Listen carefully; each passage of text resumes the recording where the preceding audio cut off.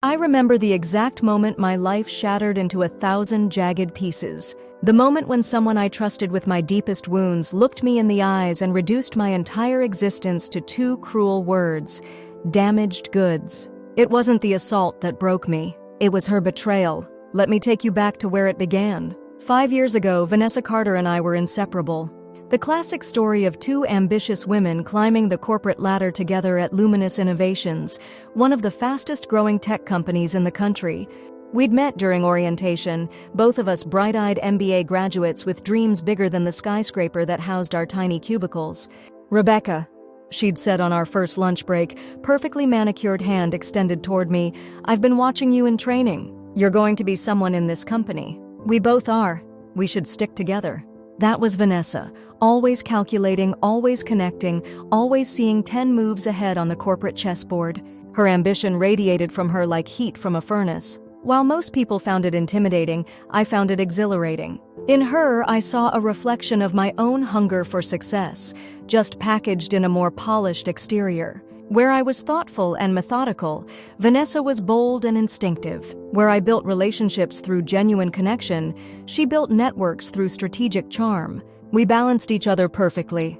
The company's rising stars, they called us, the dynamic duo, the future of Luminous. For 3 years, we rose through the ranks together, celebrating each promotion with expensive champagne and dreams of the corner offices we'd one day occupy. We shared everything: project strategies, office gossip, dating disasters, family dramas, or at least I shared everything. In hindsight, Vanessa always held something back, like a poker player keeping her cards close. "You're too trusting, Becca," she'd tell me, shaking her head as she sipped her martini. "Not everyone deserves to know your secrets." I should have recognized the warning in her words. Instead, I mistook calculation for concern. The night everything changed was supposed to be a celebration. Luminous had just landed the Davidson account, a $50 million deal that would transform the company. As project lead, I'd worked myself to exhaustion for months to make it happen. The executive team had taken notice, with whispers that I was being considered for the newly created Chief Innovation Officer position, the stepping stone to eventual CEO. To Rebecca Palmer, corporate rock star. Vanessa had toasted at the company party, champagne flute raised high. Her smile didn't quite reach her eyes, but I was too elated to notice. "No one deserves this success more than you." The celebration continued at an exclusive downtown club. Most of our colleagues had filtered out by midnight, but Vanessa insisted we stay. "Live a little, Becca. When was the last time you celebrated properly? Let that corporate mask down for one night." I remember the bitter taste of the last drink she handed me. Remember how the room began to tilt and sway in a way that didn't match the 2 drinks I'd carefully nursed all evening. Remember Vanessa's face growing distant as she checked her watch and said she needed to take a call outside.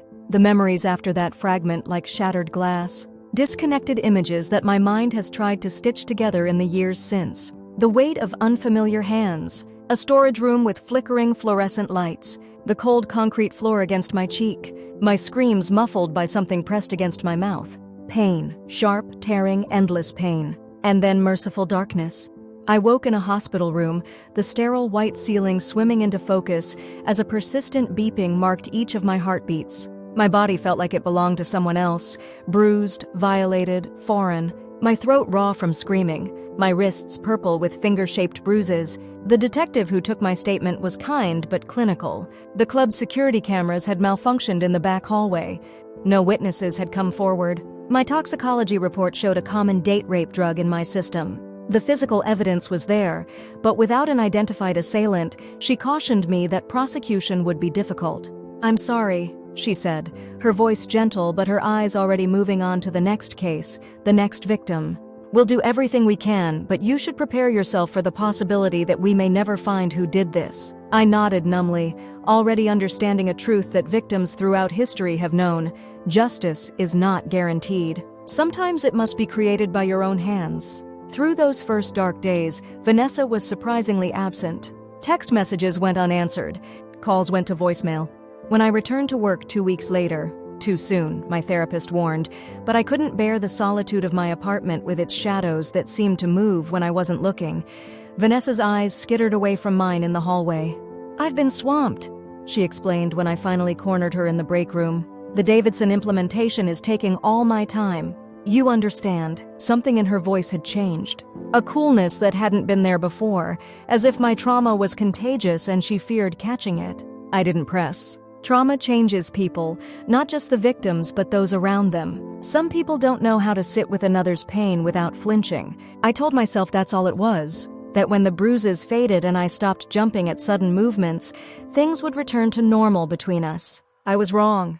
3 weeks after the assault, I was called into Howard Michael's office, our CEO, a man known for his strategic brilliance and emotional detachment. I sat across from his imposing mahogany desk, hands folded in my lap to hide their trembling, as he informed me that the Chief Innovation Officer position, my position, the one I'd earned with years of exemplary work, was being given to Vanessa. "We need someone who can be fully present right now, Rebecca," he said, not quite meeting my eyes. "Someone without distractions. I'm sure you understand. Take some time to focus on your healing. There will be other opportunities." I felt as if I'd been struck. Distractions? You mean the fact that I was assaulted? That's a distraction? Howard cleared his throat uncomfortably. "Vanessa expressed concerns about your readiness to take on such a demanding role given your recent incident. She cares about you, you know. Doesn't want to see you crumble under pressure." The betrayal crashed over me in waves. Vanessa. My friend, my confidant. She had used my trauma to steal my position. I walked out of Howard's office in a daze, the fluorescent lights of the hallway suddenly too bright, the air too thin. I found myself in the bathroom, splashing cold water on my face, trying to wake myself from this nightmare. The door swung open. Vanessa's reflection appeared in the mirror beside mine. Even through my shock, I noticed the new designer watch on her wrist, a Cartier, likely purchased in celebration of her promotion. My promotion. "Becca, I heard you just spoke with Howard." Her voice dripped with practiced concern, but her eyes watched me with the cool assessment of a predator.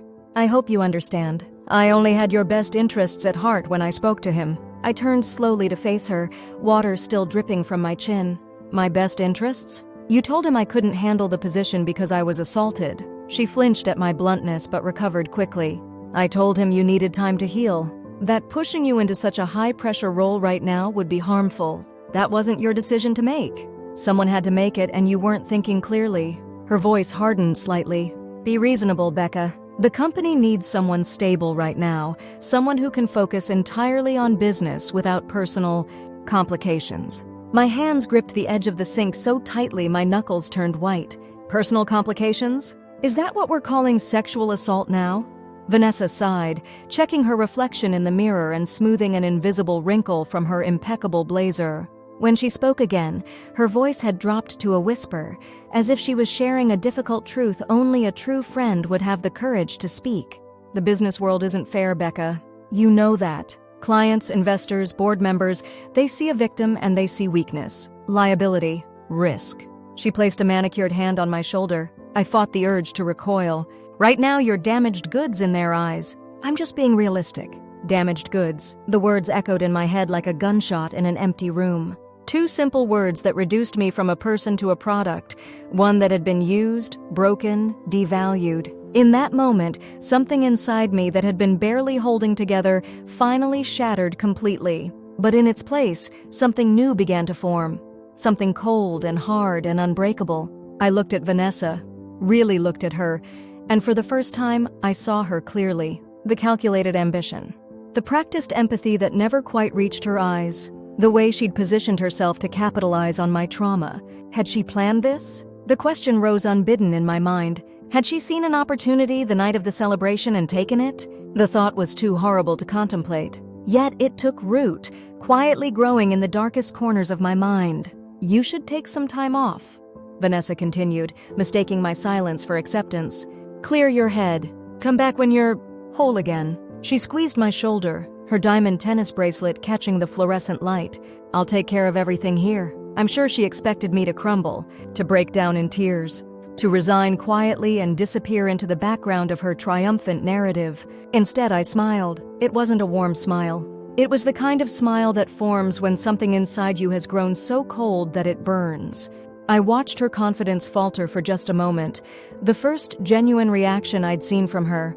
"Thank you for your honesty, Vanessa," I said, my voice steadier than it had been in weeks. "It's good to know exactly where we stand." I walked out of that bathroom not as a victim, but as someone with absolute clarity of purpose. In labeling me damaged goods, Vanessa had freed me from any obligation to play by the rules that clearly didn't protect people like me.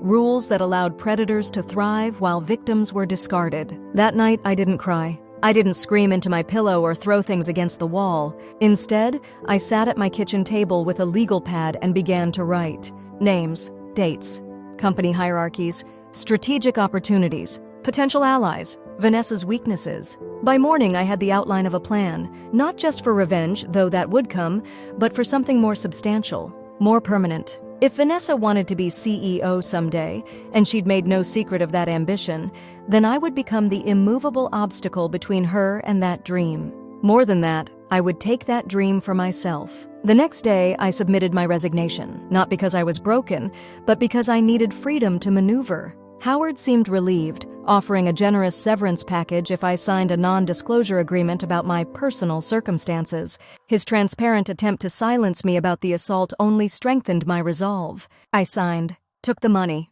and began the long game. First, I needed to understand my enemy completely. I hired a private investigator, a former intelligence officer named Diana Kemp, who specialized in corporate espionage cases. She was expensive, but my severance package covered it, and I needed information more than financial security. Find me everything on Vanessa Carter. I told her in a coffee shop 3 blocks from Luminous headquarters. Professional history, personal weaknesses, secrets, ambitions, especially her connections to Howard Michaels. I want to know if their relationship extends beyond professional boundaries. Diana didn't ask why. Her eyes, sharp and assessing, had already taken in the fading bruises on my wrists, the weight I'd lost, the new hardness in my expression. She simply nodded. "This kind of deep dive takes time," she warned. "And it won't be cheap." "I have time," I replied, "and I'll find the money." While Diana worked her magic, I began rebuilding myself. Not recovering. That suggests returning to what I was before. I was creating something new from the broken pieces of my former self. I started therapy with Dr. Eliza Bennett, a trauma specialist who didn't flinch when I told her my story, including my plans for Vanessa. "Revenge fantasies are common after trauma," she said during our 3rd session. "They're a way of reclaiming power." "This isn't a fantasy," I corrected her. "It's a strategic plan." Dr. Bennett studied me for a long moment. "The difference being, fantasies are about making someone suffer. My plan is about making myself succeed, in a way that happens to destroy what Vanessa wants most." I met her gaze steadily. "I'm not going to hurt her physically. I'm going to outmaneuver her professionally. Is that something you can support?" After a thoughtful pause, Dr. Bennett nodded. "I can help you process your trauma while you pursue your goals. But Rebecca, be careful that your plan doesn't consume you. Revenge can be a hungry beast that's never satisfied." I took her warning seriously, but I also knew that this wasn't just about revenge. It was about justice, not the kind the legal system had failed to provide me, but a personal reckoning. And it was about reclaiming my future from someone who thought they could discard me as damaged goods. 2 months after my resignation, Diana delivered her first comprehensive report on Vanessa. Most confirmed what I already knew: her ruthless ambition, her strategic networking, her carefully constructed image. But there were surprises too. "She's been having an affair with Howard Michaels for at least 8 months, Diana said, sliding photographs across the table. "Started right around the time you both were being considered for director-level positions." I stared at the images. Vanessa and Howard entering a boutique hotel, his hand possessively on her lower back. Exiting the same hotel hours later, clothes slightly rumpled. Another showing them at a restaurant in a neighboring city, fingers intertwined across the table. "The timing fits," I murmured, remembering how Vanessa had suddenly been included in executive meetings I wasn't invited to, despite our theoretically equal positions. "She slept her way to my promotion," Diana shrugged. "Maybe. Or maybe she leveraged an existing relationship when the opportunity arose. Either way, it violates company policy since he's in her direct chain of command. This was useful, but not enough. Company policies about fraternization were routinely ignored when convenient for those in power. I needed more. "Keep digging," I told Diana. "Focus on Howard now too. Men like him don't risk their marriages and careers for just sex. There's something else there." The next phase of my plan required me to disappear from Vanessa's radar while establishing myself elsewhere in the industry. I took a mid-level position at Archer Technologies, a smaller competitor to Luminous. The role was beneath my qualifications, but it offered something invaluable: access to industry intelligence and a network outside Vanessa's sphere of influence. At Archer, I was meticulous about establishing a new professional reputation, not as Rebecca the victim or Rebecca the fallen star, but as Rebecca the strategic problem solver. I worked longer hours than anyone else, volunteered for the projects no one wanted, delivered results that couldn't be ignored. Within 6 months, I'd been promoted twice. My new boss, Archer's CTO Thomas Chen, became a mentor and ally. "You're wasted in this division," he told me one evening as we reviewed quarterly numbers. "Your vision is bigger than what we're doing here." I smiled. "I'm exactly where I need to be right now." Thomas raised an eyebrow. "That sounds like someone with a plan." "Everyone should have a plan," I replied non-committally. A week later, Thomas invited me to represent Archer at an exclusive industry conference, one where I knew Howard Michaels would be speaking about Luminous's 5-year growth strategy, one where Vanessa, as his new protege, would certainly be in attendance. The conference was held at a luxury resort in Arizona.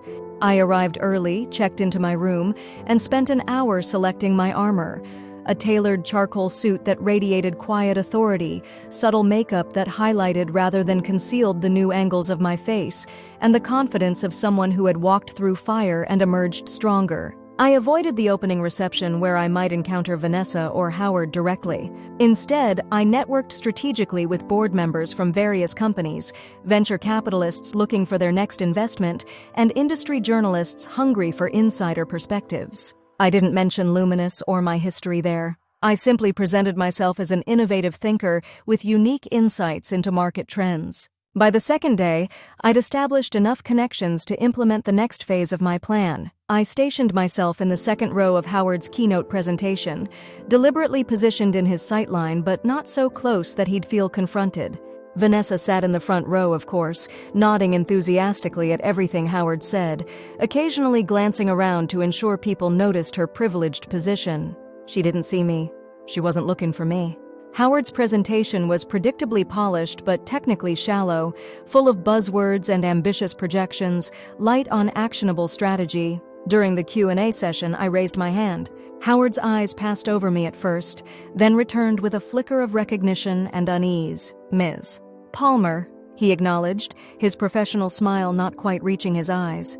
"I believe you have a question?" I stood, feeling the room's attention shift to me. "Thank you, Mr. Michaels. You mentioned Luminous's commitment to ethical AI development as a cornerstone of your growth strategy, but your recent partnership with Datacrest seems to contradict that position, given their documented issues with algorithmic bias. How do you reconcile these conflicting approaches?" The question was precise, informed, and impossible to deflect with corporate platitudes. It highlighted a genuine vulnerability in Luminous's strategy, one that industry insiders were concerned about but rarely addressed publicly. Howard's smile faltered. Beside him, Vanessa stiffened, her head swiveling to locate me in the audience. When our eyes met, I saw the momentary shock in hers, not just at my presence, but at my transformation. I wasn't the broken woman who had left Luminous. I was someone new, someone dangerous.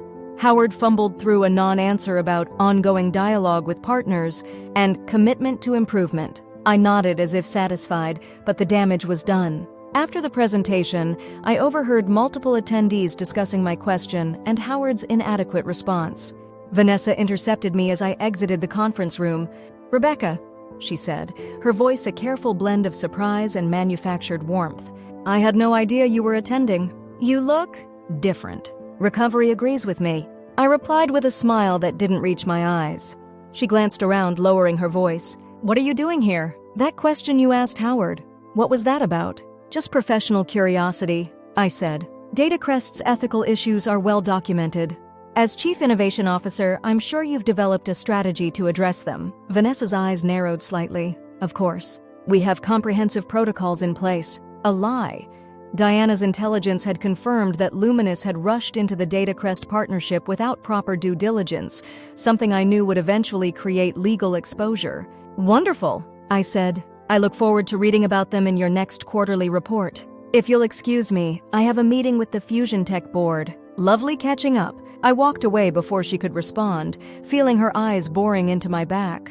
The seed was planted, not just for Vanessa, but for the various industry players who had witnessed our exchange. Rebecca Palmer was back in the game, and she was someone to watch. That evening, my phone lit up with a text from Diana. "Need to meet. Found something big." We met in my hotel room rather than a public space. Diana looked uncharacteristically tense as she set up her laptop. "Your instincts about Howard were right," she said without preamble. "The affair with Vanessa isn't just personal. There's a financial angle I've been tracking." She pulled up a series of documents: bank transfers, property records, offshore account statements. Howard has been embezzling from Luminous for at least 3 years. Small amounts at first, then increasingly larger sums as he grew confident. I leaned closer to examine the evidence. "How much?" "Just over $4 million. He's been funneling it through a shell company registered in the Caymans, then using it to purchase investment properties in emerging markets." "And Vanessa?" Diana's expression was grim. "She knows. More than that, she's been helping him cover his tracks. These quarterly audit modifications have her digital signature. She's been systematically altering financial reports to hide the discrepancies." I felt a cold sense of satisfaction settle over me. This wasn't just leverage, it was a weapon. "Can you compile all of this into a comprehensive report? Something irrefutable that could be understood by law enforcement or the SEC?" Diana nodded. "Already working on it. But Rebecca, be careful how you use this. If you expose them directly, they'll know it came from you. Howard has powerful friends who could make your life difficult." "I'm not going to expose them," I said. "Not yet. This is just one piece of a larger strategy." Over the next 6 months, I continued my ascent at Archer, while Diana gathered more evidence of Howard and Vanessa's financial misconduct. The affair had cooled, my source inside Luminous informed me, but their financial entanglement continued. Howard was growing increasingly reckless with the embezzlement, taking larger sums and making more obvious mistakes in the cover-up. Meanwhile, I had positioned myself as Archer's unofficial innovation strategist, developing a revolutionary approach to secure cloud integration that caught the attention of industry analysts. When our CTO Thomas announced his retirement, I was his natural successor. At 32, I became the youngest C-suite executive in Archer's history. The promotion made industry news, with several technology publications running profiles of my meteoric rise and innovative vision. I gave interviews selectively, never mentioning Luminous or my history there. When asked about my career path, I spoke of personal challenges that reshaped my professional perspective, vague enough to seem humble, specific enough to signal resilience. I knew Vanessa would be watching these developments with increasing concern. The industry was small enough that my success would be impossible for her to ignore. But I was playing a longer game than she realized. The pivotal moment came 9 months into my tenure as CTO, when Archer's CEO announced his intention to acquire a controlling interest in Elysium Dynamics, a cutting-edge AI security firm that had recently developed a revolutionary authentication protocol. The acquisition would position Archer to compete directly with Luminous for enterprise security contracts. What no one knew, except for Thomas, who had become both mentor and confidant, was that I had orchestrated the acquisition opportunity through careful behind-the-scenes relationship building with Elysium's founder. The day the potential acquisition was announced, Luminous's stock dropped 8%. Industry analysts speculated about the shifting competitive landscape, and my phone rang with a number I hadn't seen in over a year. "Rebecca." Vanessa's voice was tight with controlled panic. "I think we should talk." I let the silence stretch for a moment before responding. "About what, Vanessa?"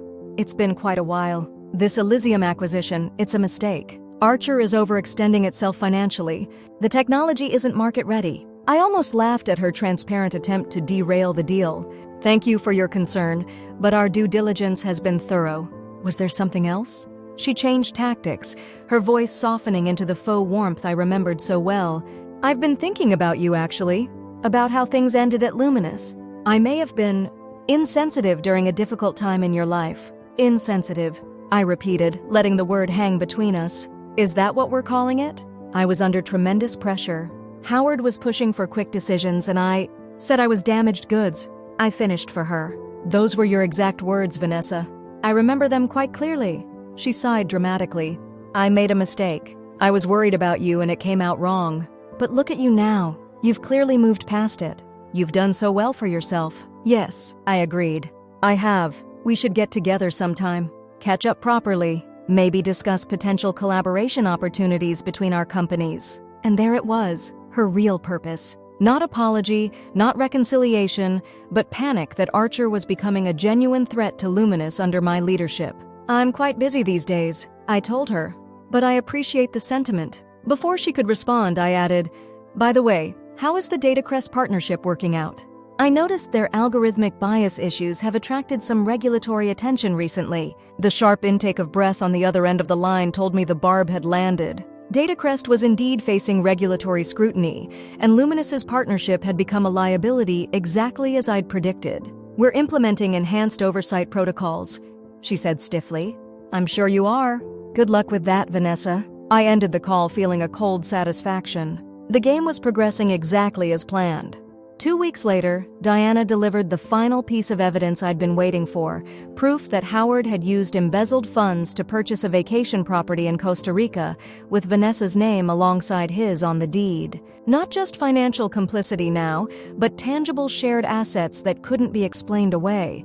The same week, Thomas approached me with unexpected news. The board wants me to consider remaining as CEO for another year, he said, looking troubled. They're concerned about too much executive transition during the Elysium acquisition. I kept my expression neutral, though internally I was recalibrating my timeline. That makes sense from a stability perspective. What are you thinking? Thomas ran a hand through his silver hair. Honestly, I'm ready to retire. My wife has been patient enough, but I also care about this company's future. He fixed me with a meaningful look. I told them I'd only consider staying if they agreed to name a successor now, someone who would work alongside me during the transition year before taking over fully. My pulse quickened. And who did you have in mind? You know damn well who, he said with a wry smile. You've been positioning yourself for this since the day you arrived. The question is whether you're ready to step into the role sooner than you planned. I considered the opportunity. CEO of Archer Technologies. Not the end goal of my plan, but a significant milestone. With that position, I could accelerate the final phases. I'm ready, I said with quiet confidence, but I have one condition. Thomas raised an eyebrow. I want to personally lead the Elysium acquisition. Full authority to negotiate terms and integration strategy. He studied me for a long moment. You have a particular vision for this, don't you? Something beyond what the board understands. I met his gaze steadily. I see possibilities they don't. Trust me, Thomas. This acquisition will transform Archer in ways no one has imagined yet. After a thoughtful pause, he nodded. I've trusted your instincts so far, and you haven't steered us wrong.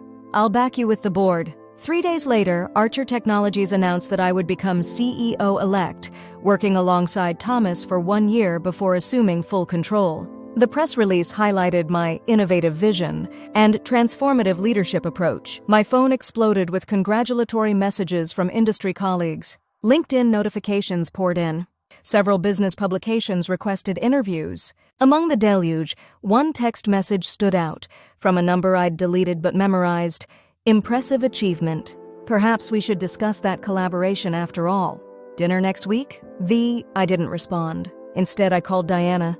It's time for phase 2, I told her. How quickly can you arrange a meeting with Luminous's board chair? Diana's silence spoke volumes. You're moving faster than we discussed. Are you sure? Vanessa has reached out directly. She feels threatened, which means she'll be watching me closely. We need to move before she can anticipate our next steps. I'll make the arrangements, Diana said finally. But Rebecca, be careful. You're playing with fire. I thought of Vanessa's voice calling me damaged goods, of the cold bathroom tiles against my face the night of the assault, of the opportunities stolen from me. I'm not playing with fire, I replied quietly. I am the fire. 2 days later, I sat across from Eleanor Winters, chairwoman of Luminous's board of directors, in a private dining room at the Hemingway Club. At 76, Eleanor was a legend in the technology sector, one of the first women to break the silicon ceiling in the 1980s, and a notoriously shrewd businesswoman. I must admit, Ms. Palmer, I was intrigued by your request, Eleanor said, studying me over her reading glasses. It's not every day that the incoming CEO of a competitor asks for a private meeting. I smiled. I appreciate you agreeing to hear me out. What I'm about to share with you is sensitive, but I believe you'll understand why I came directly to you rather than taking other avenues. I opened the folder Diana had prepared and pushed it across the table. These documents detail a pattern of financial misconduct by Howard Michaels, aided by Vanessa Carter. The evidence is comprehensive and independently verifiable. Eleanor's expression remained impassive as she reviewed the contents, but I noted the slight tightening of her fingers on the paper, the almost imperceptible narrowing of her eyes. "Why bring this to me?" she asked finally, looking up. "The SEC would be the conventional route for whistleblowing of this nature. Because I respect you, and I respect Luminous as an institution," I replied. "I worked there for 5 years. I know the company's potential and its value to the industry. A public scandal would damage more than just Howard and Vanessa. It would hurt employees, shareholders, and clients." Eleanor leaned back, assessing me with renewed interest. "That's surprisingly considerate for someone who was unceremoniously pushed out after a traumatic experience." I kept my expression neutral, though I was surprised by her knowledge of my history. "My personal experience is irrelevant to the financial crimes documented in that folder." "Is it?" Eleanor removed her reading glasses. "Ms. Palmer, I've been in this industry long enough to recognize when someone is executing a carefully planned strategy. You didn't bring this information to me out of corporate citizenship." I met her gaze directly. "No, I didn't." "Then let's dispense with the pretense. What do you want?" This was the moment I'd been planning for over a year, the fulcrum upon which my entire strategy balanced. I want Luminous to acquire Archer Technologies, with me installed as CEO of the combined entity. Eleanor's eyebrows rose fractionally, the only indication of surprise she allowed herself. "That's remarkably ambitious." "It's remarkably practical," I countered. "Archer's valuation has increased 40% since I joined. Our Elysium acquisition will position us to capture market share in enterprise security that Luminous has been unable to penetrate. Meanwhile, you have an embezzlement problem that could trigger shareholder lawsuits and regulatory investigations if it becomes public. And you're offering to make this problem disappear in exchange for being handed the keys to the kingdom," Eleanor summarized. "I'm offering a solution that benefits Luminous shareholders while addressing the leadership crisis you'll face once Howard is removed. The board will need to act decisively to stabilize the company. A strategic acquisition that brings in proven leadership would be viewed positively by the market." Eleanor was silent for a long moment, her sharp eyes never leaving mine. Finally, she closed the folder and placed her hands on top of it. "You were always underestimated at Luminous," she said. "Even before the incident. I told Howard as much when he passed you over for the CIO role. This was unexpected. You opposed that decision?" A thin smile crossed Eleanor's face. "I've been watching your career since you left, Miss Palmer. Your work at Archer has been impressive. What happened to you was unconscionable, both the assault and the way the company subsequently treated you." She tapped the folder. "I'll need time to verify this information independently. If it proves accurate, the board will have no choice but to remove Howard immediately. As for your proposal," she paused, considering, "it has merit from a business perspective, but the board would require assurances beyond the removal of this potential scandal." "Of course," I agreed. "I'm prepared to present a comprehensive integration strategy that demonstrates the combined entity's market potential. The synergies between our companies are substantial. Archer's innovation paired with Luminous's scale and client base." Eleanor nodded slowly. "Prepare your proposal. I'll convene a special committee of the board to review these allegations without Howard's knowledge. You'll have your answer within 2 weeks." As our meeting concluded, Eleanor fixed me with a penetrating look. "One question, Miss Palmer. Is this about justice or revenge?" I considered my answer carefully. "Does it matter if the outcome benefits your shareholders?" Her smile was knowing. "It matters to you. Be careful that in pursuing Vanessa Carter and Howard Michaels, you don't become something you'll later regret." It was the second warning I'd received about the consuming nature of revenge. But as I left the meeting, I wasn't concerned. This wasn't just about making Vanessa and Howard pay for what they'd done. It was about claiming the future that should have been mine all along. True to her word, Eleanor moved quickly. 8 days after our meeting, Howard Michaels was called to an emergency board meeting where he was confronted with evidence of his financial misconduct. By that evening, Luminous had issued a press release announcing his immediate resignation to pursue other opportunities, with CFO Jonathan Rivera stepping in as interim CEO. The release made no mention of Vanessa or any investigation, but industry insiders noted that she was conspicuously absent from the list of executives quoted in the announcement. The following morning, my secure phone, the one only Diana had the number for, rang. "She's panicking," Diana reported without preamble. She's been calling board members all night, but no one's taking her calls. Security escorted her from the building an hour ago. Her company accounts have been suspended. Has she tried to contact me? Not yet, but I'd expect it soon. The board's special committee is meeting this afternoon to review your acquisition proposal. Eleanor has been surprisingly supportive, according to my source. I felt a surge of cold satisfaction. Keep monitoring the situation. Let me know if anything changes. Less than an hour later, my work phone lit up with Vanessa's number. I let it go to voicemail, listening to her message afterward. Rebecca, it's Vanessa. I think there's been a misunderstanding. We should talk immediately. This situation at Luminous, I believe you may have information that could help clarify things. Please call me back as soon as possible. Her voice was controlled but tight with panic. I saved the message but didn't return the call. By evening, the special committee had voted unanimously to pursue acquisition discussions with Archer. Thomas called me directly from the meeting. They're serious, he said, sounding impressed. Eleanor practically steamrolled the other members. They're prepared to offer a 40% premium on our current valuation, with you as CEO of the combined company. Any mention of Vanessa Carter? None directly, but reading between the lines, she's finished at Luminous. There are rumors of a financial investigation that extends beyond Howard. Everything was proceeding exactly as planned.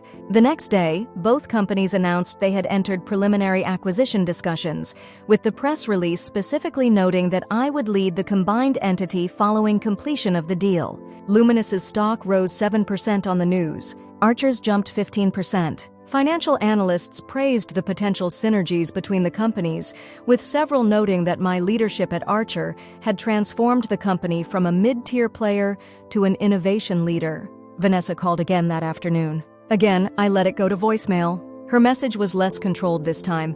Rebecca, please. I know you're behind this. Whatever Howard did, I wasn't involved. You have to believe me. They're saying I helped him, but that's not true. I need to talk to you. Please call me back. The desperation in her voice was satisfying in a way I hadn't anticipated. For so long, Vanessa had been the one in control, the one who labeled me damaged goods, and took what should have been mine. Now our positions were reversed. I saved this message too, but continued my silence. 3 days later, as the acquisition negotiations progressed smoothly, Diana sent me an urgent text. She's outside your apartment building. Looks like she's been there a while. I glanced out my penthouse window and saw her, Vanessa Carter, once the polished epitome of corporate success, now pacing anxiously on the sidewalk below. Even from 30 floors up, I could see that her normally impeccable appearance had slipped. Her hair was pulled back messily, her clothes wrinkled as if she'd slept in them. Want me to have her removed? Diana texted. I considered it, then replied, No, I'll handle this. But stay close. It was time for the confrontation I'd been planning for over a year.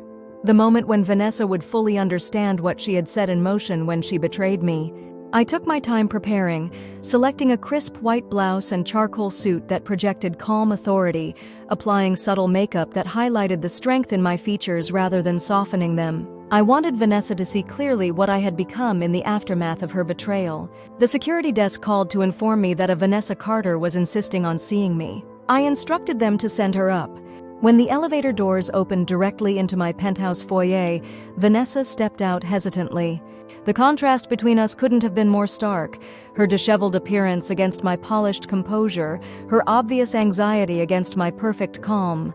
Rebecca, she said, relief evident in her voice. Thank you for seeing me.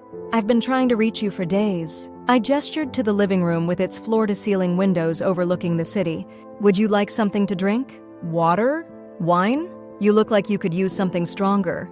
She followed me into the room, glancing around at the elegant minimalist decor, evidence of my success since leaving Luminous. No, thank you. I just need to talk to you. She perched on the edge of an armchair, hands clasped tightly in her lap. You have to help me, Rebecca. They're saying I helped Howard embezzle money. They've frozen my accounts, suspended me pending investigation. My lawyer says I could face criminal charges. I sat across from her, my posture relaxed and open. That sounds serious. It's not true, she insisted, leaning forward. Whatever evidence they have, it's been manufactured. Howard must have used my credentials without my knowledge. You know me, Becca. We were friends. I wouldn't do something like that. I raised an eyebrow. Like sleep with the CEO to advance your career? or use a colleague's sexual assault to steal their promotion. She flinched as if I'd struck her. That's not fair. The relationship with Howard was complicated. And I never used your assault against you. I was concerned about your well-being. Concerned, I repeated, letting the word hang between us. Is that why you called me damaged goods? Vanessa's face paled. I never said that. You did. In the bathroom at Luminous, the day after Howard gave you my promotion. You stood there in your designer suit with your new Cartier watch and told me I was damaged goods in the eyes of clients and investors. I leaned forward slightly. Did you think I would forget those words, Vanessa? That they wouldn't burn themselves into my memory? I was trying to help you understand the reality of our industry, she protested weakly. It was poorly phrased, I admit that. But I never meant to hurt you. I laughed softly. You've always been an excellent liar, Vanessa. It's one of your most valuable skills. But we both know the truth. You saw an opportunity in my trauma and you took it. Her eyes darted around the room, looking for an escape route that didn't exist. Even if that were true, and I'm not saying it is, what's happening now goes far beyond that. My entire life is being destroyed. If you're behind this somehow, if you have influence with the board is acting on evidence of financial crimes, I interrupted smoothly. Evidence that appears to implicate you alongside Howard. Whether that evidence is conclusive will be determined through proper investigation. Understanding dawned in her eyes. You did this? You built this entire scenario. I smiled. I became CEO of Archer Technologies through hard work and strategic vision. The board recognized my value. And now you're orchestrating a takeover of Luminous. She continued, her voice hardening. You've wanted this all along. This isn't about what happened between us. It's about taking control of the company. Why can't it be both? I asked quietly. Justice and ambition aren't mutually exclusive, Vanessa. You taught me that. She stood abruptly, anger replacing fear. You won't get away with this. I'll fight these allegations. I'll expose whatever you've done. I remained seated, unperturbed by her outburst. With what evidence? Your accounts are frozen, your access revoked. Your closest ally has already resigned in disgrace. Who exactly will believe your claims against the incoming CEO, especially given your documented history of ethical lapses? Documented? She sputtered. What documentation? The same documentation that convinced Eleanor Winters and the board to remove Howard and suspend you. Financial records, transfer authorizations, property deeds, digital signatures. I stood slowly, meeting her gaze. The Costa Rica property was particularly damning, Vanessa. Putting your name on the deed alongside Howard's showed a remarkable lack of foresight. Her face crumpled with the realization that her situation was even worse than she'd thought. They'll send me to prison. That depends on how the investigation proceeds, I said, my voice neutral. And how cooperative you are with authorities. Hope flickered in her eyes. You could help me. Tell them I wasn't involved. You have influence now. I studied her for a long moment, letting her hope build. This was the moment I'd imagined countless times during the darkest days after my assault. Vanessa desperate, pleading, her future in my hands just as mine had once been in hers. Do you remember what you said to me that day in the bathroom? I asked softly. After calling me damaged goods? She shook her head mutely. You said I should take time off. Clear your head, you said. Come back when you're whole again.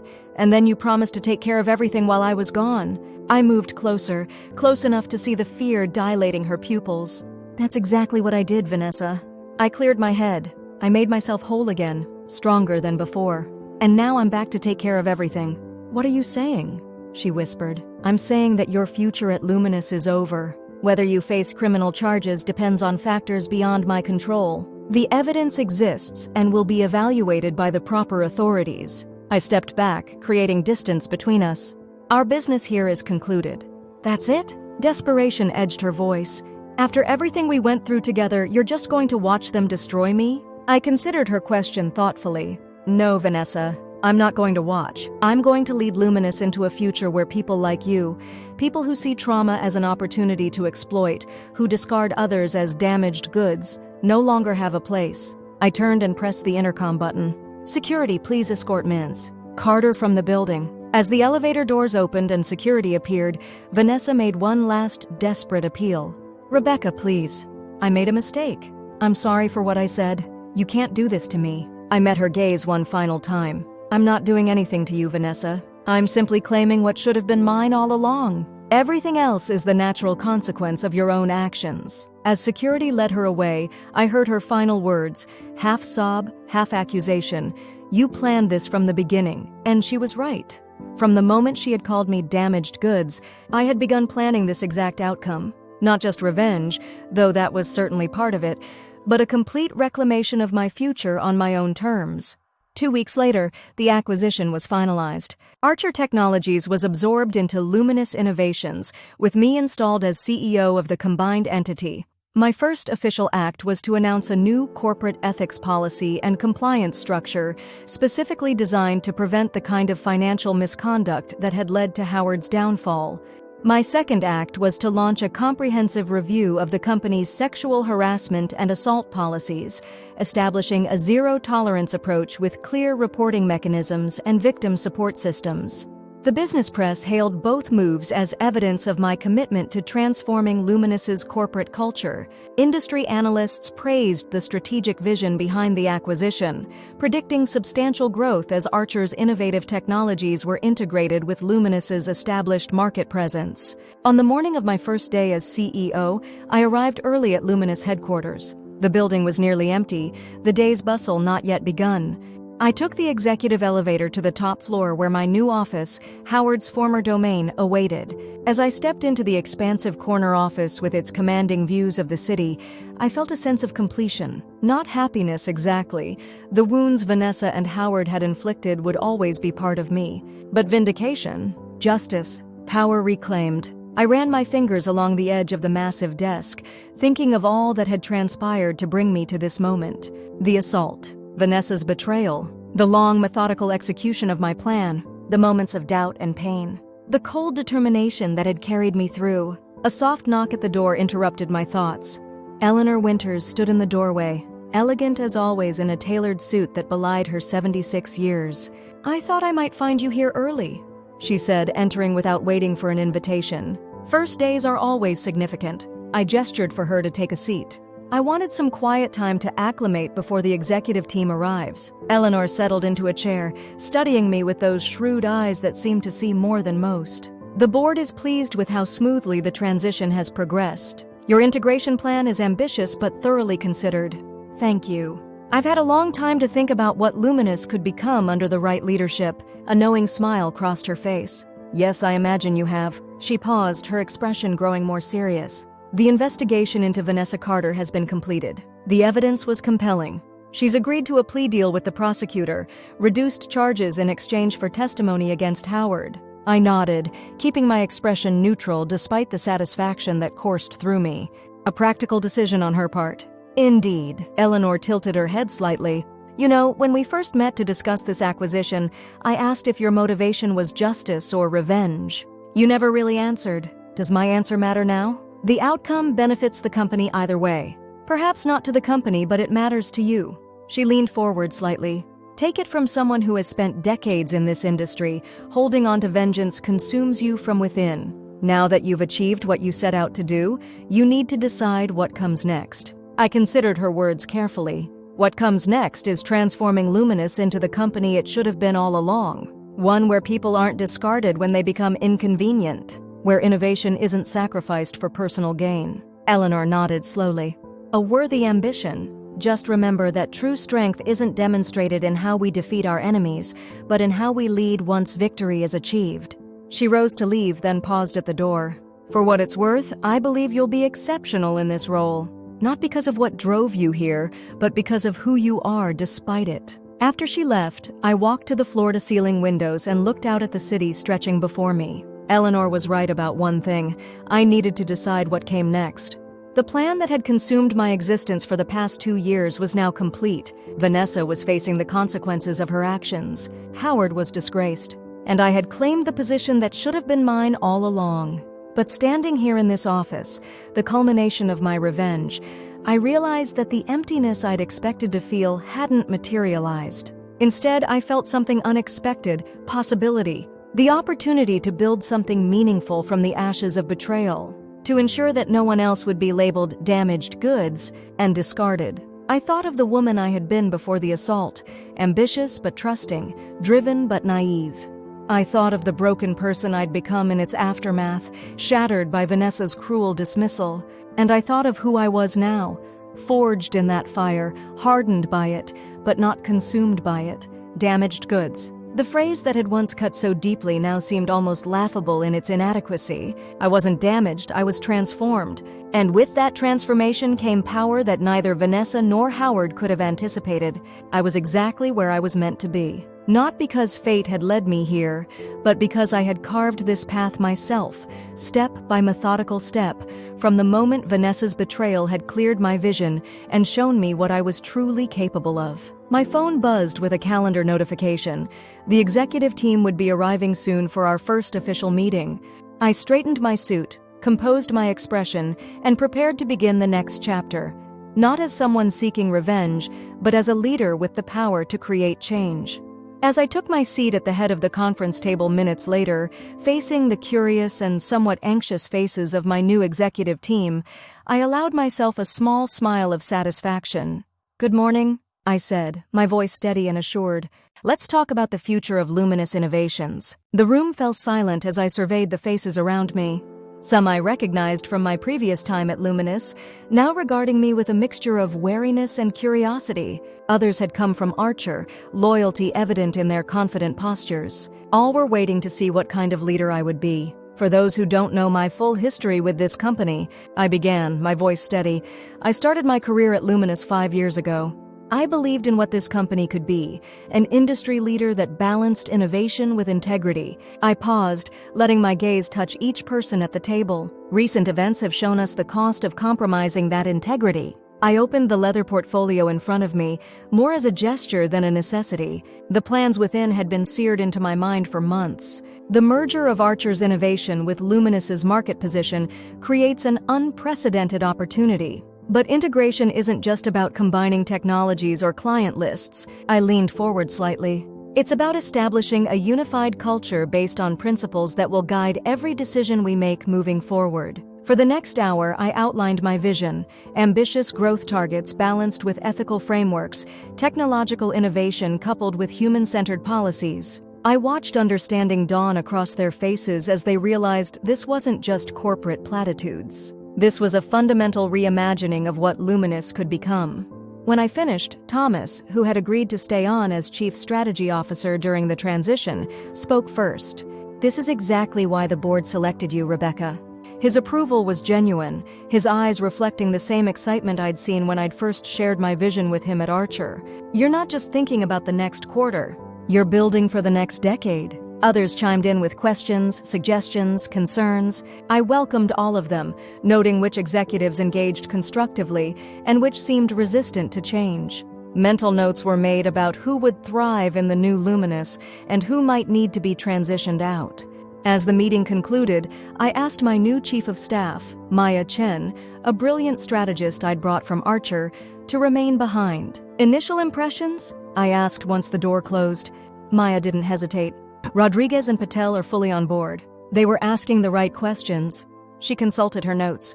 "Williams seems threatened. He was Howard's protege. Lawson is calculating whether to align with you or resist." I nodded, unsurprised. "And Jenkins? Hard to read. He's been here 20 years, survived 3 CEOs. He'll wait to see if you're going to last before committing either way." Fair enough. I moved to the window, looking out at the city skyline. Schedule individual meetings with each of them over the next 2 weeks. I want to understand their perspectives before making any structural changes. Already on it. Maya was efficient that way. Also, the press is clamoring for interviews. Fortune, Forbes, and Bloomberg have all reached out. Coordinate with PR. We'll do 1 print and 1 television interview within the month. Carefully selected outlets with agreed-upon questioning parameters. Maya made notes in her tablet. "What about Vanessa Carter's plea hearing next week? The press will connect you to it, given your history." I turned from the window, my expression revealing nothing of the satisfaction I felt at the mention of Vanessa's legal troubles. "We have no comment on ongoing legal proceedings involving former executives. If pressed, we reiterate our commitment to financial transparency and ethical leadership moving forward." Maya nodded, understanding the subtext. This wasn't about distancing myself from Vanessa's downfall. It was about positioning it as merely one chapter in a larger narrative of corporate transformation. After Maya left, I sat at my new desk. Howard's old desk, and allowed myself a moment of reflection. The morning's executive meeting had gone exactly as I'd planned, but this was just the beginning. I had claimed the CEO position, but true victory would come from transforming Luminous into everything it could have been, everything it should have been before Howard's greed and Vanessa's ambition corrupted it. My phone buzzed with a text from Diana, V's lawyer attempting to negotiate better plea terms. Prosecutor holding firm. Trial would expose her completely. I didn't respond. Diana understood that while I wanted to be kept informed, I wouldn't involve myself directly in Vanessa's legal proceedings. The evidence spoke for itself. My focus now was on Luminous's future, not Vanessa's past. Though if I was honest with myself, the knowledge that she was facing consequences brought a certain cold comfort. My intercom buzzed. Ms. Palmer, Jason Reeves from the Wall Street Journal is on line 1. He's quite persistent. Tell him I'm in meetings all day, I replied. Maya Chen will coordinate any interview requests. The next weeks passed in a blur of strategic planning sessions, integration meetings, and company-wide town halls. I made a point of being visible throughout the organization, visiting different departments and listening more than speaking. Employees who had been demoralized under Howard's leadership cautiously began to share ideas again. Those who had come from Archer brought their innovative energy to teams that had grown stagnant. Throughout it all, I maintained an outward calm that belied the intensity burning within me. This was more than a job, it was vindication.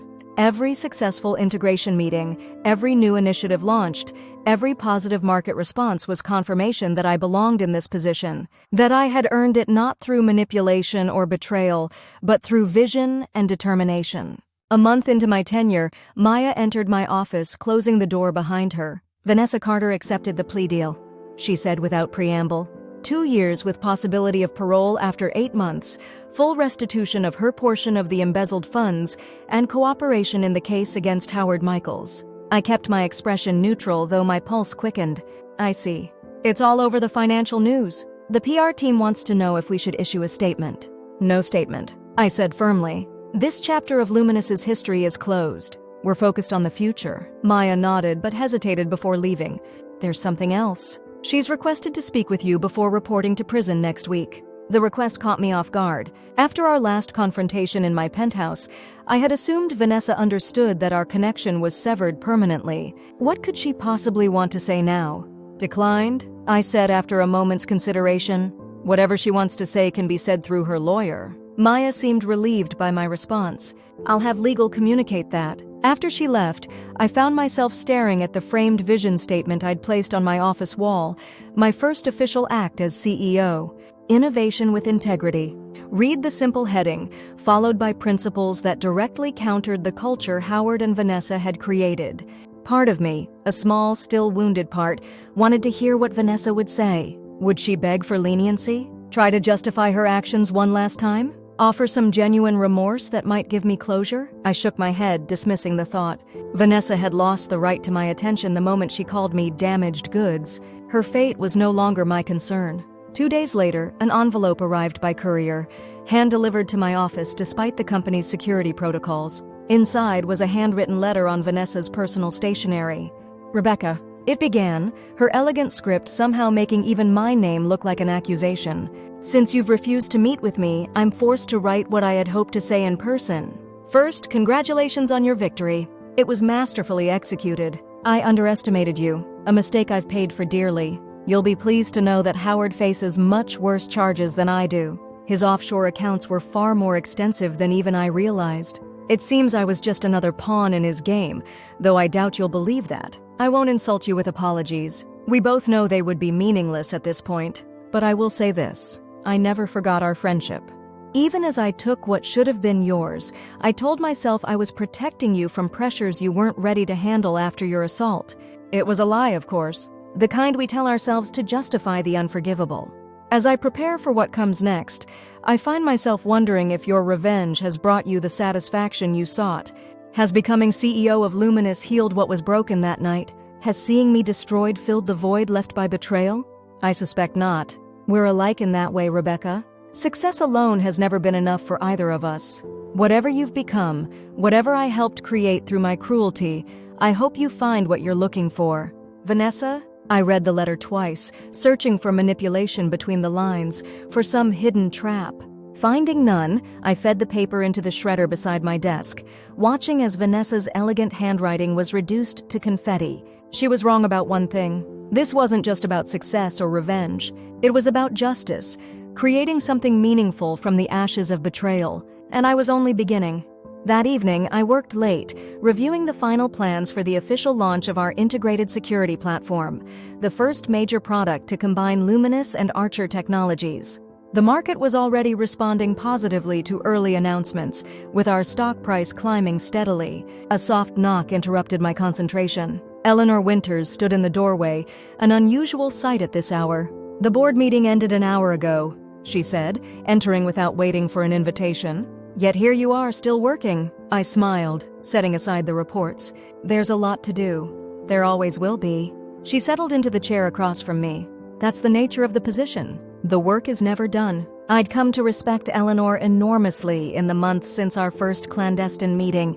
Her strategic insight was unparalleled, her understanding of corporate politics nuanced by decades of experience. In some ways, she had become the mentor I'd never had.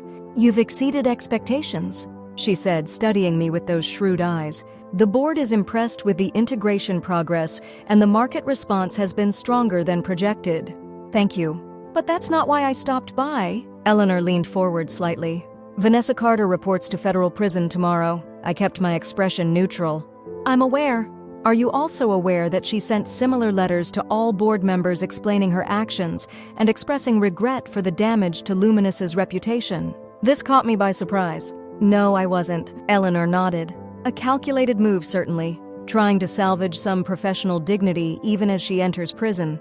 She paused. "Her letter to you would have been different, I imagine." I said nothing, unwilling to discuss Vanessa's final communication.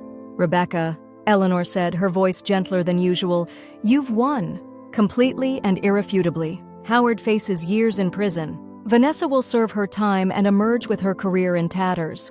And you sit in the CEO's chair, poised to transform this company." "This isn't about winning," I said, hearing the defensiveness in my voice.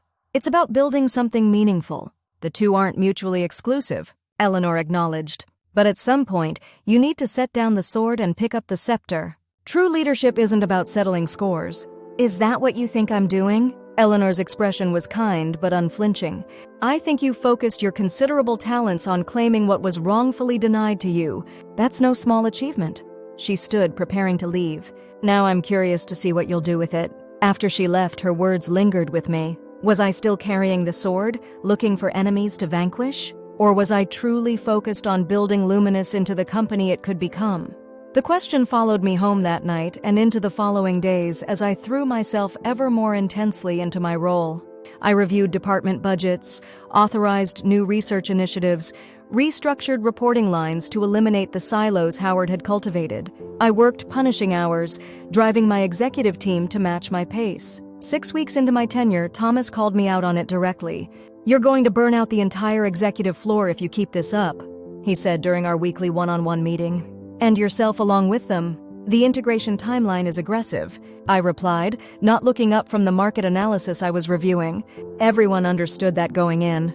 "This isn't about the timeline." Thomas's voice softened. "Rebecca, look at me." I did, surprised by his tone. "You've proven yourself," he said quietly. "To the board, to the market, to everyone who matters. This isn't about proving myself, isn't it?" His eyes, kind but perceptive, held mine. "Since the day we announced the acquisition, you've been operating like someone with something to prove, like someone expecting to have this taken away from you at any moment." His observation hit too close to the truth, triggering a defensive response.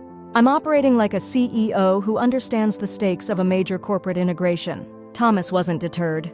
"I've watched you push yourself beyond reasonable limits, seen you in the office at midnight and back before dawn, observed how you drive every meeting toward concrete outcomes with an intensity that sometimes borders on ruthless. Is there a problem with my leadership style?" I asked coolly.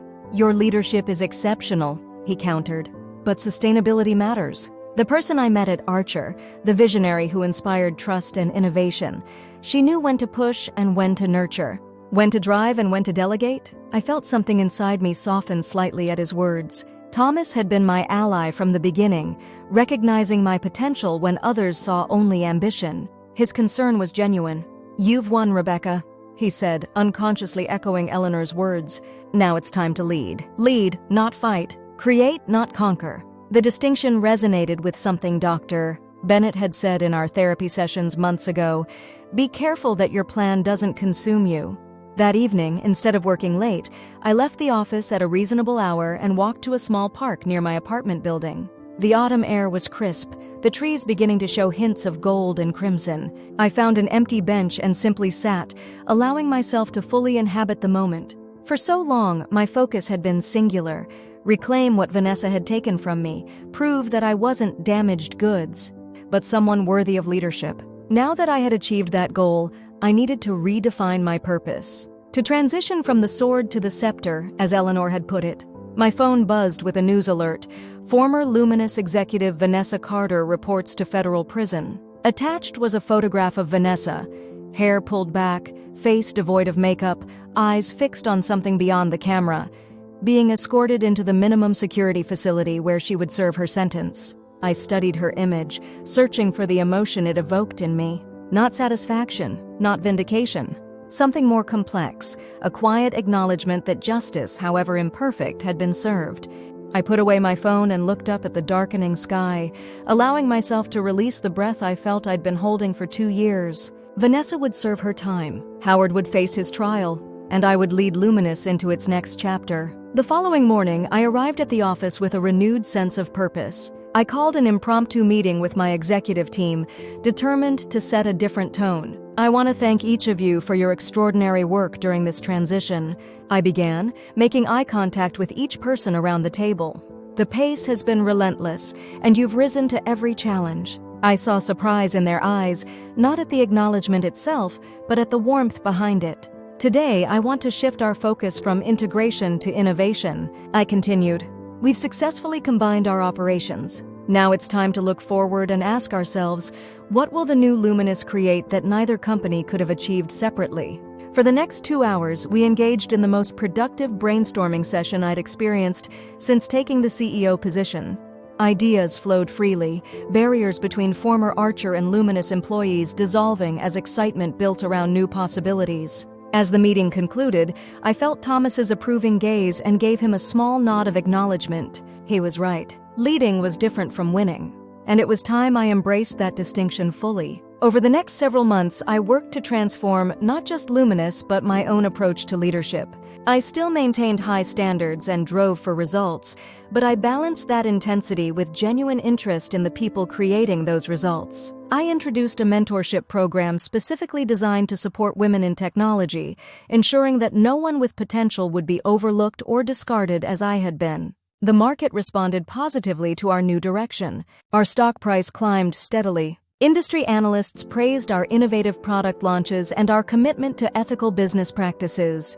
Financial reporters who had covered Howard's downfall and my ascension now wrote about Luminous's remarkable turnaround under my leadership. And still, there were moments when the past resurfaced unexpectedly. Like the day I passed Howard's former executive assistant in the hallway and saw her eyes widen with something like fear. Or when I overheard 2 longtime employees speculating in lowered voices about my ruthless takedown of the previous leadership. These moments reminded me that while I had moved forward, others still viewed me through the lens of how I'd claimed this position. Their perceptions were shaped by fragments of the story: Howard's disgrace, Vanessa's imprisonment, my meteoric rise from competing CEO to leader of the combined entity. They didn't know about the assault, about damaged goods, about the meticulous planning that had turned trauma into triumph. 6 months into my tenure, an opportunity arose to reshape that narrative. Fortune magazine requested an in-depth profile focused on my leadership philosophy and vision for Luminous's future. The journalist assigned to the piece, Amara Washington, had a reputation for thoughtful, nuanced profiles of business leaders. Maya was hesitant. "She'll inevitably ask about Howard and Vanessa," she warned during our prep session. "And about your history with Luminous before you left for Archer." "I'm aware," I replied. "I'm not going to hide from those questions." Maya looked surprised. "The strategy has been to focus exclusively on the future. Sometimes looking forward requires acknowledging the past," I said. I'll be selective about what I share, but completely avoiding these topics makes them seem more significant than they are. The interview took place in my office on a rainy Tuesday afternoon. Amara Washington was younger than I'd expected, but carried herself with the quiet confidence of someone who had earned her reputation through substantive work. After preliminary questions about Luminous's market position and my strategic vision, she addressed the elephant in the room. "Your path to the CEO position was unconventional," she said, her tone neutral. "You left Luminous under circumstances that have never been fully explained, then returned via acquisition to replace executives who faced criminal charges. That's quite a narrative arc." I met her gaze steadily. "The full story is more complex than what's been reported, but yes, my journey has been unconventional. Would you be willing to fill in some of those gaps?" she asked. "Particularly about why you left Luminous initially." I had anticipated this question and prepared my response carefully. Not the complete truth, that would remain private, but something honest enough to feel authentic. "I left because I experienced a personal trauma that changed my perspective on many things, including my professional aspirations," I said. "When I needed support during that difficult time, I found that the leadership culture at Luminous then wasn't equipped to provide it." Amara leaned forward slightly. "Are you referring to sexual harassment or discrimination?" "I'm referring to a culture that viewed personal challenges as professional liabilities," I replied, intentionally avoiding specifics. "A culture that labeled people as damaged, rather than recognizing that adversity often creates stronger, more empathetic leaders." "And that experience informed your decision to implement the comprehensive ethics and support policies that Luminous has become known for under your leadership?" "Exactly," I said, feeling a weight lifting as I connected my past pain to present purpose. "I believe that companies thrive when they value the whole person, not just what someone can produce on their best day, but who they are through all of life's complexities." The interview continued for another hour, covering everything from technological innovation to market strategy. But it was that exchange about my departure and return that became the centerpiece of the published profile. The Luminous innovations of today barely resembles the company Rebecca Palmer left 3 years ago. The difference isn't just in its expanded market share or innovative product line, it's in the fundamental culture Palmer has created. A culture that, in her words, values the whole person. This philosophy stems from Palmer's own experience with what she describes as a previous leadership that viewed personal challenges as professional liabilities. Though she declines to share specifics about the trauma that precipitated her departure from Luminous, it's clear that this experience has profoundly shaped her leadership approach. "I know what it's like to be labeled as less valuable because of circumstances beyond your control," she explains with a quiet intensity. "That's not a mistake we'll make under my leadership." The profile went on to detail our technological innovations and market growth, but this personal connection resonated throughout the piece. When it was published, the response was immediate and overwhelmingly positive. Industry leaders reached out to express admiration for my candor. Female executives in particular connected with the barely veiled suggestion of gendered discrimination in my history with Luminous. Most significantly, internally, the profile changed how employees seemed to perceive me. The whispers about my ruthless rise to power shifted to conversations about my resilience and commitment to creating a supportive culture. People who had been hesitant to approach me began sharing ideas and concerns more openly.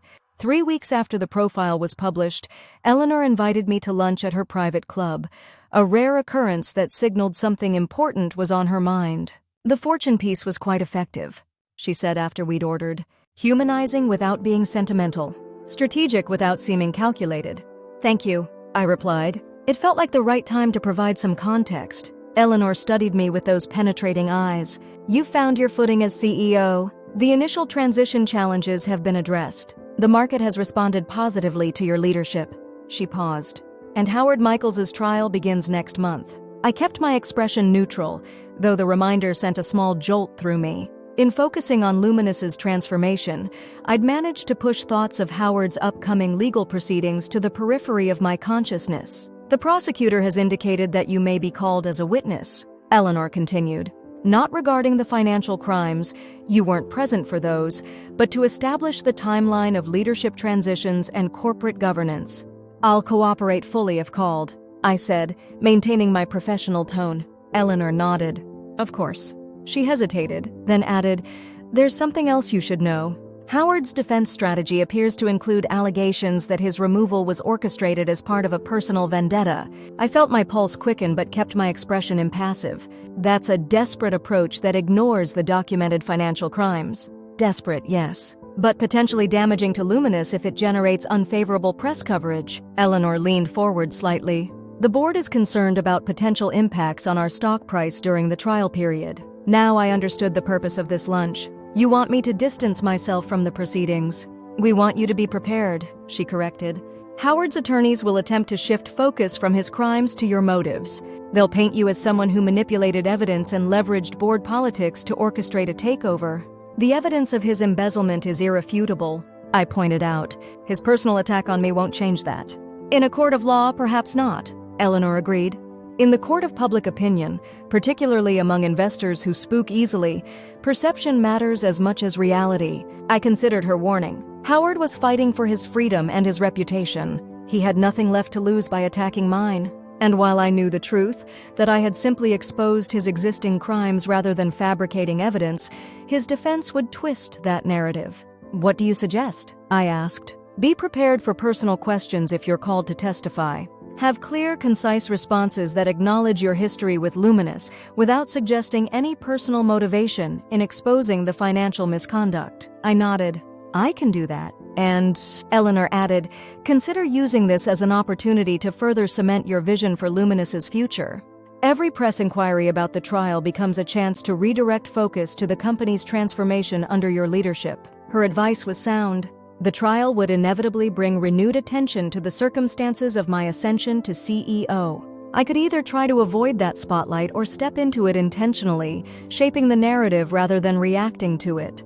As Eleanor predicted, Howard's trial dominated financial news when it began the following month. The prosecution outlined a devastating case, presenting evidence of systematic embezzlement spanning years. Howard's defense team, as expected, tried to shift focus to my motives in exposing these crimes, suggesting a coordinated effort to seize control of Luminous. On the day I was called to testify, I arrived at the courthouse calm and prepared. I had selected my clothing carefully, a navy suit that conveyed authority without ostentation, minimal jewelry, subtle makeup. I wanted to project confidence and professionalism, not the triumph I genuinely felt seeing Howard seated at the defense table, his once imposing presence diminished by disgrace. The prosecutor questioned me first, establishing the timeline of my departure from Luminous and subsequent return via the Archer acquisition. I answered truthfully but carefully, focusing on the business rationale behind each decision. When Howard's attorney rose for cross-examination, his intent was immediately clear. Ms. Palmer, he began, his tone suggesting skepticism, you testified that you left Luminous voluntarily to pursue other opportunities. Yet isn't it true that you were passed over for the Chief Innovation Officer position in favor of Vanessa Carter? Yes, I acknowledged. That position was given to Ms. Carter shortly before my departure. And that must have been disappointing after your years of service to the company? I kept my expression neutral. Corporate decisions about leadership roles are based on many factors. I respected the decision while choosing to pursue opportunities elsewhere. His eyes narrowed slightly. Yet approximately 2 years later, you orchestrated a corporate acquisition that placed you in the CEO position, above the role you had originally sought, and led directly to the investigation of Mr. Michaels and Mims. Carter. That's quite a coincidence, the prosecutor objected. Argumentative. Counsel is testifying. Sustained. The judge ruled. Howard's attorney rephrased. Ms. Palmer, when did you first become aware of alleged financial improprieties at Luminous? During the due diligence process for the acquisition, I replied smoothly. Our financial team identified discrepancies that warranted further investigation. And rather than raising these concerns directly with Mr. Michaels, you took this information to the board chairperson, correct? I followed proper corporate governance protocols, I said. When potential financial crimes are discovered, the appropriate channel is the board's audit committee, not the executives who may be implicated. He shifted tactics. You and Vanessa Carter were once close colleagues, weren't you? I felt a flicker of tension but maintained my composure. We worked together successfully for several years. More than colleagues, friends by many accounts. Until she received the promotion you wanted. His implication was clear. My actions were motivated by personal resentment rather than corporate responsibility. Before I could respond, the prosecutor objected again. Relevance, Your Honor? Ms. Palmer's personal relationships have no bearing on the financial crimes charged. I'm establishing motive for potential evidence manipulation. Howard's attorney countered. I'll allow it. The judge ruled. The witness may answer. I met the attorney's gaze directly. Ms. Carter and I were colleagues who worked closely together. Our professional relationship ended when I left Luminous. My actions in reporting financial discrepancies discovered during acquisition due diligence were based solely on corporate responsibility and fiduciary duty to shareholders.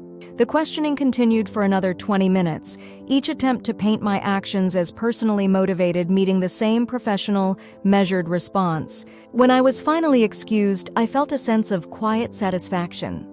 Howard's attorney had tried to make the trial about me, about revenge and ambition, but had failed to shake my testimony about the underlying financial crimes. Outside the courthouse, reporters shouted questions as I made my way to the waiting car. Following Eleanor's advice, I stopped briefly to deliver a prepared statement. Luminous Innovations has cooperated fully with this investigation from the beginning.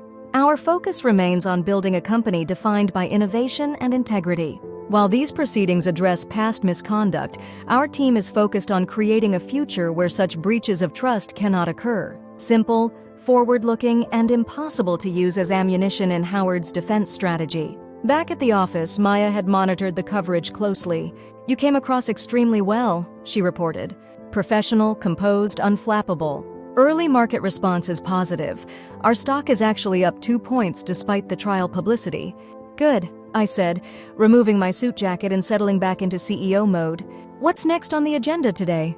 That evening, as I reviewed the day's trial coverage, my secure phone buzzed with a text from Diana. Jury looked skeptical during defense questioning. Prosecutor pleased with your testimony. H looking worried. I didn't respond. Though I appreciated Diana's updates, I'd begun to create distance between myself and the active pursuit of Vanessa and Howard's downfall. Their fate was now in the hands of the justice system. My focus needed to remain on Luminous's future. The trial concluded 2 weeks later with a guilty verdict on all counts. Howard was sentenced to 12 years in federal prison and ordered to pay substantial restitution. Financial news coverage noted that the Luminous embezzlement scandal had reached its conclusion with Howard's conviction. When Maya asked if we should issue a statement, I shook my head. The company's official stance remains unchanged. We've cooperated with authorities and implemented governance reforms to prevent similar situations in future. Beyond that, we're focused on innovation and growth. She nodded, understanding that I was intentionally closing this chapter. That evening, I left the office early and returned to the park bench where I'd sat months earlier after reading about Vanessa reporting to prison. The trees that had shown hints of autumn then were now in full spring bloom, a fitting metaphor for the transformation that had occurred both within Luminous and within me. As I sat watching families and joggers enjoy the pleasant evening, my phone rang with an unfamiliar number. Against my better judgment, I answered, Rebecca Palmer. My voice was professionally neutral. Ms. Palmer, this is Dr. Margaret Reynolds from the Federal Correctional Institution at Danbury. My pulse quickened. Danbury was where Vanessa was serving her sentence. I'm reaching out at the request of inmate Vanessa Carter. I remained silent, waiting for her to continue. Ms. Carter is participating in our restorative justice program, which encourages acknowledging harm and making amends where possible. The doctor's voice was matter-of-fact, clinical. She has identified you as someone she harmed and would like an opportunity to apologize directly. A complex wave of emotions washed through me: surprise, wariness, curiosity, and something unexpected, a flicker of anticipation. This is entirely voluntary, Dr. Reynolds continued when I didn't immediately respond. Many people choose not to engage with those who've harmed them, which is completely understandable. What would this involve? I asked, my voice steadier than I felt. A supervised video call of approximately 30 minutes. Ms. Carter would share her prepared statement of accountability, and you would have an opportunity to respond if you wish. And if I decline, then we'll inform Ms. Carter that you've exercised that option, and there will be no further contact. I considered the request carefully. For nearly 2 years, I had focused my entire being on orchestrating Vanessa's downfall, on ensuring she faced consequences for betraying me, for labeling me damaged goods, and stealing the future that should have been mine. Now, with that mission accomplished, did I want to hear what she had to say? More importantly, would it offer closure I hadn't realized I still needed? I need time to consider this, I told Dr. Reynolds. Of course. You can reach me at this number when you've made your decision. She paused. For what it's worth, miss, Carter has shown genuine commitment to the restorative justice process. This request comes from her personal work, not from any expectation of benefit to her case. After ending the call, I remained on the bench, watching the lengthening shadows as evening approached. The request had unsettled something I thought was settled. For months, I had been transitioning from revenge to leadership, from looking backward to creating forward. Did I want to reopen that chapter, even briefly? I thought of Dr. Bennett, my therapist during the darkest days after the assault. Healing isn't linear, she'd told me. Sometimes we need to circle back to move forward more completely. That night, I called Eleanor for advice. From a corporate perspective, there's nothing to gain from such a meeting, she said after I explained the situation. Vanessa Carter is part of Luminous's past, not its future. And from a personal perspective? I asked. Eleanor was quiet for a moment. That's for you to determine. But I will say this. True power includes the freedom to listen without being threatened by what you might hear. Her words stayed with me as I considered the request over the next several days. I had achieved everything I'd set out to accomplish. I had the CEO position. Luminous was thriving under my leadership. Howard and Vanessa had faced justice for their crimes. By any measure, I had won. Perhaps that security was precisely what allowed me to consider hearing Vanessa out. From a position of strength, I could listen without risk. A week after Dr. Reynolds' call, I contacted her to accept the invitation. We scheduled the video call for the following Friday afternoon, the last appointment of my workday, allowing me private time afterward to process whatever occurred. When Friday arrived, I found myself unusually distracted during meetings, my thoughts repeatedly drifting to the upcoming call. I hadn't anticipated feeling nervous, yet there was an undeniable tension building within me as the hour approached. At precisely 4 o'clock, I closed my office door, instructing my assistant to hold all calls. I sat at my desk, took a deep breath, and connected to the secure video link Dr. Reynolds had provided. The screen flickered to life, showing a plain room with institutional beige walls. Dr. Reynolds appeared first, offering a brief introduction and explanation of the process. Then the camera angle widened to include Vanessa. The sight of her was jarring. Gone was the impeccably groomed executive with designer clothes and perfect makeup. This Vanessa wore a khaki prison uniform, her hair pulled back simply, her face bare of cosmetics. But the most striking change was in her eyes, the calculating confidence replaced by something more subdued, more genuine. "Thank you for agreeing to this call, Rebecca," she began, her voice slightly hoarse. "I know you had every reason to refuse." I nodded but said nothing, waiting.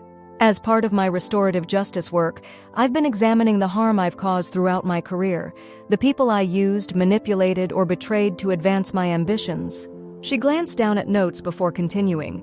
"You were at the top of that list, not just because of what I did after your assault, but because before that, I genuinely valued our friendship, which made my betrayal all the more inexcusable." I maintained my neutral expression, though her mention of our former friendship stirred something I'd worked hard to bury.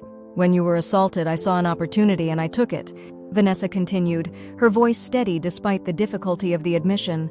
"I leveraged your trauma for my advancement. I characterized you as unstable and unreliable to Howard. And when you confronted me, I called you damaged goods, a phrase designed to diminish you at your most vulnerable moment." Hearing her acknowledge these actions, speaking the words plainly without justification or excuse, affected me more than I'd expected. A tightness in my chest began to loosen, a tension I hadn't fully recognized I was still carrying. "I can't undo what I did," she said. "I can't restore the years of opportunity I stole from you. And I know that no apology can erase the pain I caused." She met my gaze directly through the screen. "But I am profoundly sorry, Rebecca. Not because my actions eventually led to my downfall, though your orchestration of that was brilliantly executed, but because I betrayed a friend who deserved support during her darkest hour." I felt tears threatening and fought to maintain my composure. This wasn't how I'd imagined this conversation. I'd expected to feel triumph, perhaps even pity, not this complicated mixture of vindication and unexpected grief for the friendship that had been poisoned by ambition. "Is there anything you'd like to say or ask in response, Dr. Reynolds prompted gently after Vanessa finished. I considered the question carefully. Did I want to confront Vanessa about her role in my assault? To ask if she had somehow facilitated it, as I had sometimes suspected in my darkest moments? Did I want to detail the meticulous planning that had gone into her downfall? To ensure she understood that her current circumstances were the direct result of her own choices? But as I looked at her across the digital divide, she in prison khaki, I in my CEO office, I realized those questions no longer held the importance they once had.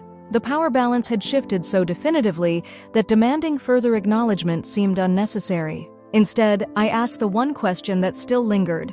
Was any of it real? Our friendship before everything fell apart? Vanessa's expression softened, surprise and something like relief flickering across her features.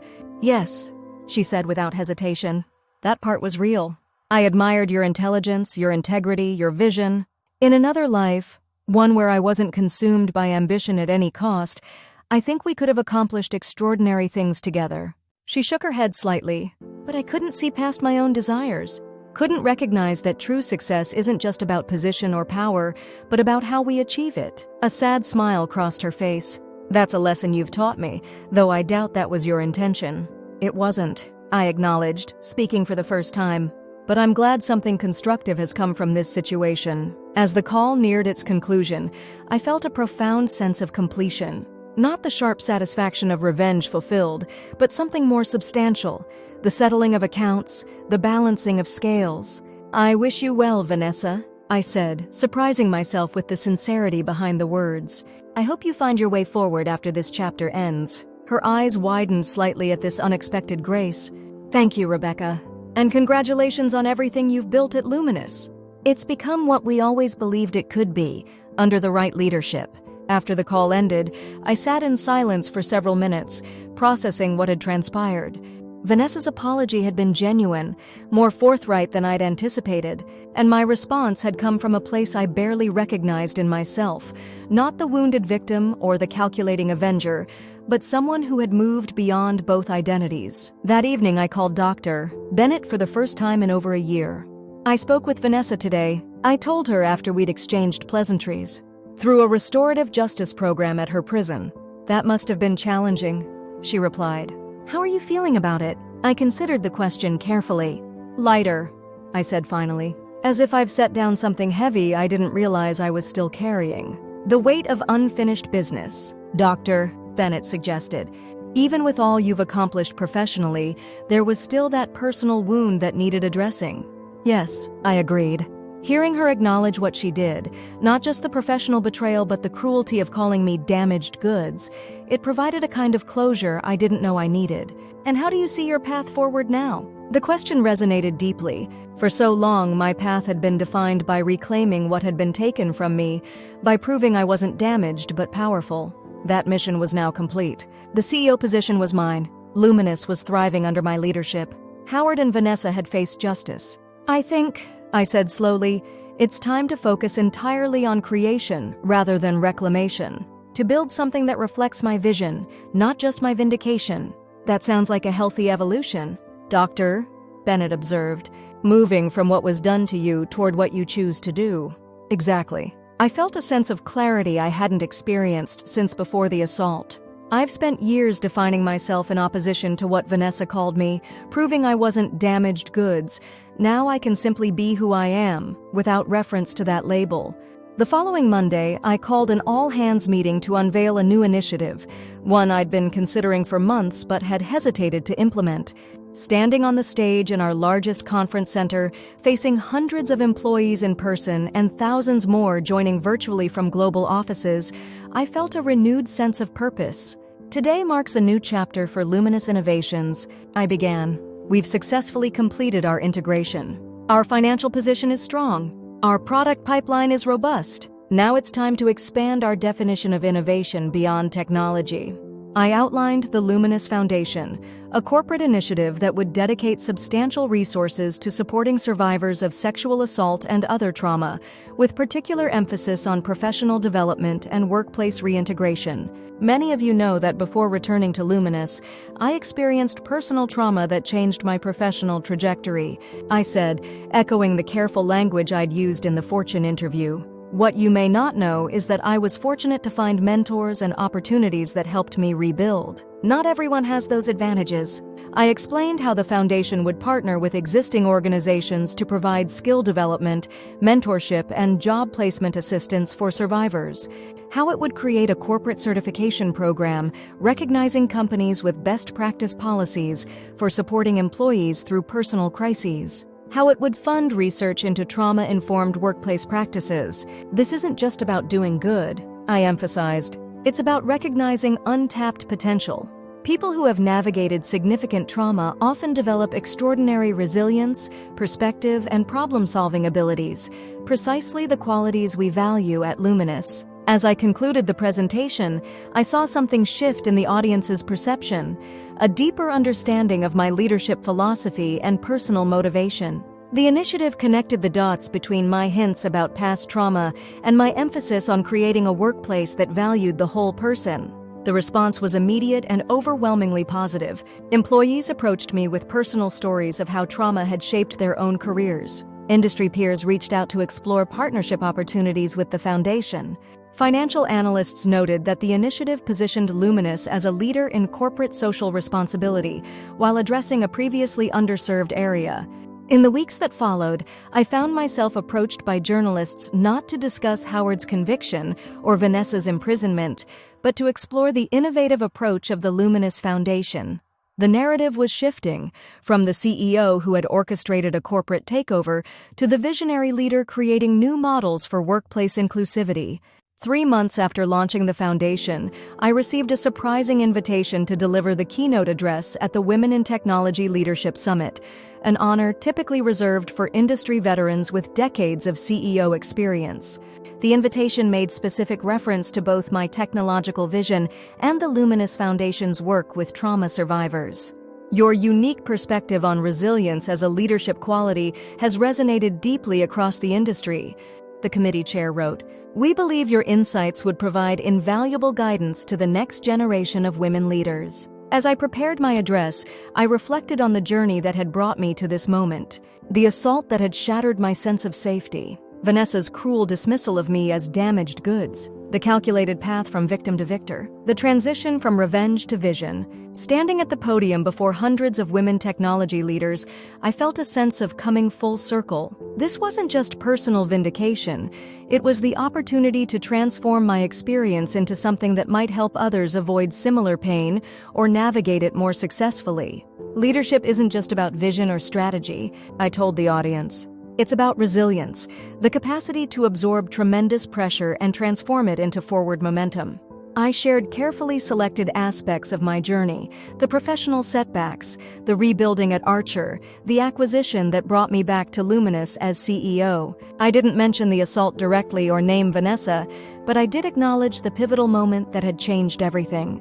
Someone once told me that I was damaged goods professionally, that trauma had rendered me less valuable in the corporate marketplace. I paused, letting the callousness of those words resonate with the audience. That assessment proved to be profoundly wrong, not just for me personally, but as a fundamental misunderstanding of how adversity shapes leadership capacity.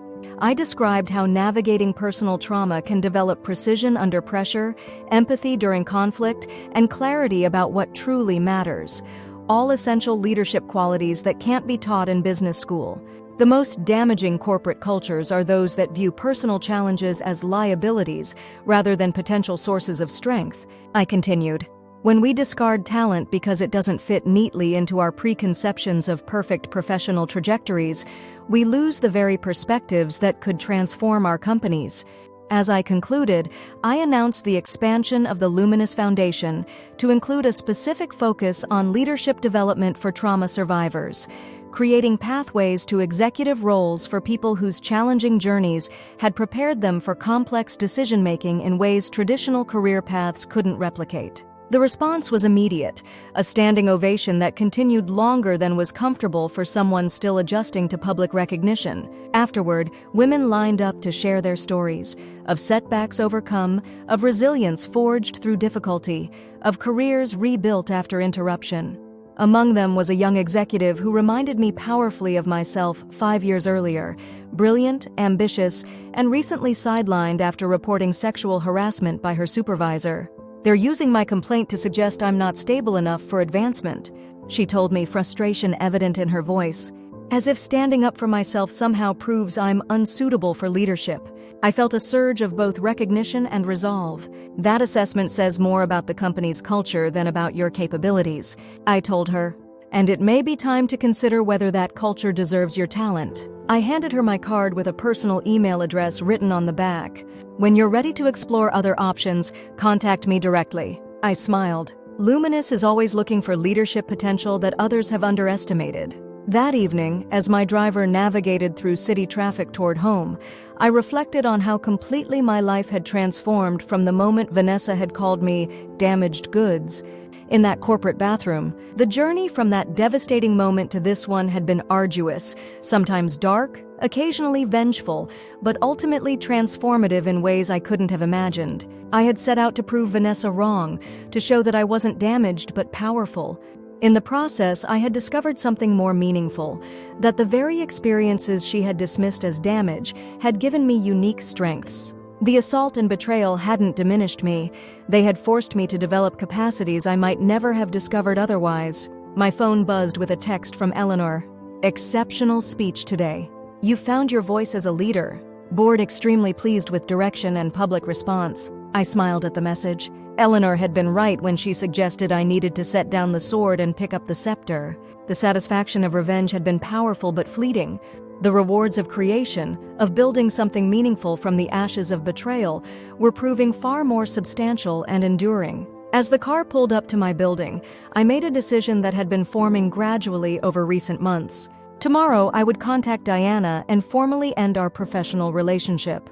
While I appreciated her discreet assistance during the most difficult phases of my journey, maintaining surveillance on Vanessa and Howard no longer served any purpose. Their chapter in my story was closed. My focus now was entirely forward, on leading Luminous toward innovations that extended beyond technology to how we valued human potential in all its complex, sometimes broken, but ultimately resilient forms. In my penthouse that evening, I stood at the floor-to-ceiling windows overlooking the city lights.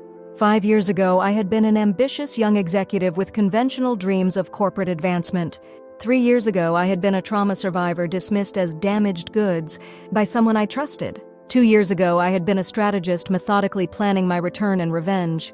Now I was something else entirely, a leader whose personal experience of being broken and rebuilding had created a vision for corporate culture that recognized the value in non-linear paths and hard-won resilience. Vanessa had been wrong about me. I wasn't damaged goods. I was someone who had been shattered and had rebuilt herself into something stronger at the broken places. Someone who could now help others do the same. In calling me damaged goods, she had inadvertently set me on a path to discovering my true purpose, not just reclaiming what should have been mine, but creating something that would never have existed without that painful catalyst. As I turned from the window, I caught my reflection in the glass. Confident, composed, complete. Not despite what I had endured, but because of it. Not defined by what had been done to me, but by what I had chosen to create from those circumstances. This was my truth, hard-won but unshakable. Some things must break before they can become what they were truly meant to be.